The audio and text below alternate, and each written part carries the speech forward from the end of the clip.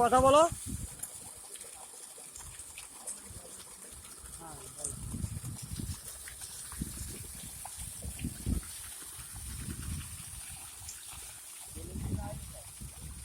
জলের দাঁত লাগে ডাকো।